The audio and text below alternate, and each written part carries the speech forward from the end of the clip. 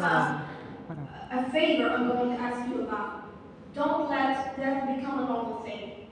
We hear 100 dead, 200 dead, 4,000, 5,000, 8,000. It's going up and up every day. And if it becomes normal, these people are people like us. They have dreams, they have school, I know several people in Gaza, as I'm speaking to you right now, some really close people to me. Close people, I mean, by close friends, very close friends in my life. They are in Gaza and I don't know anything about them.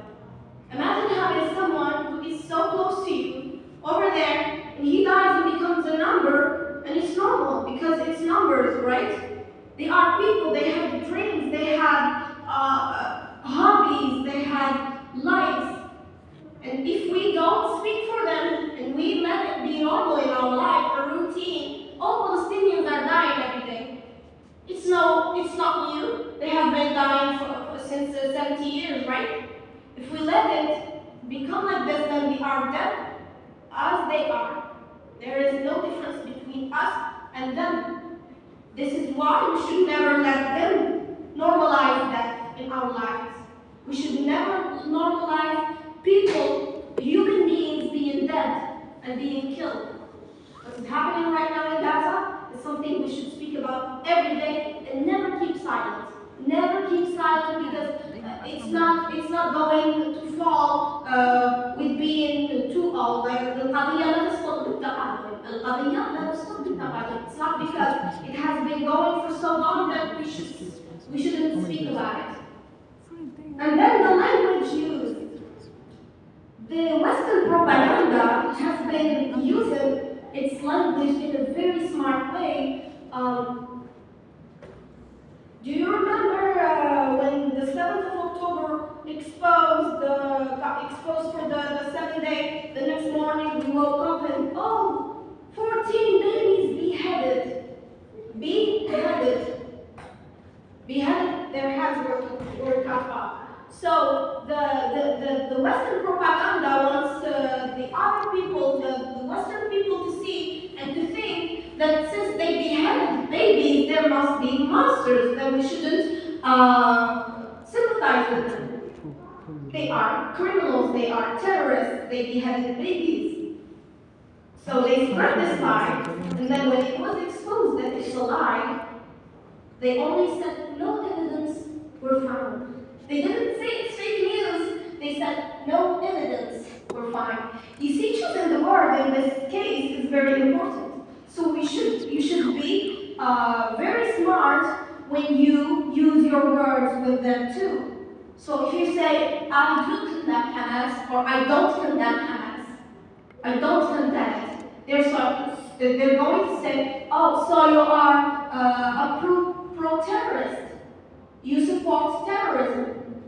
You should never say or answer any of their questions the same way they ask it, because you've got to understand this is a words game. They play with words to make you seem the bad guy in the picture, the bad guy in the story.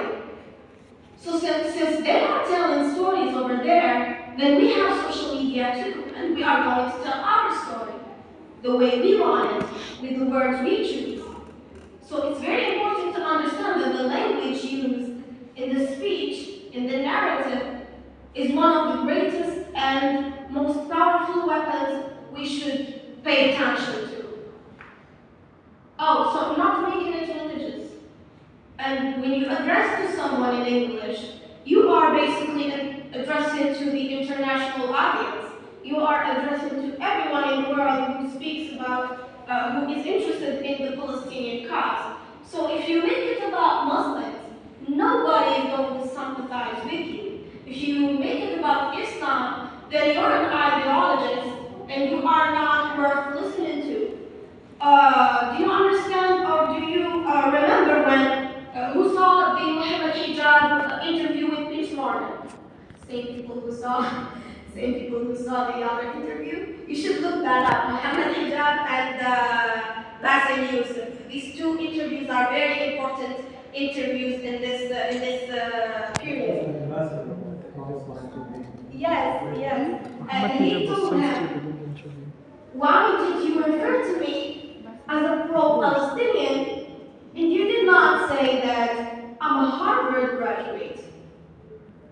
You see, this is the issue, and this is the game with the Western media. They don't want to let the people know that you're a well-educated person. They don't want to let them know that you have dreams, that you are a very cultured person, and that you are very successful, because the image they planted in their minds is that we are ignorant.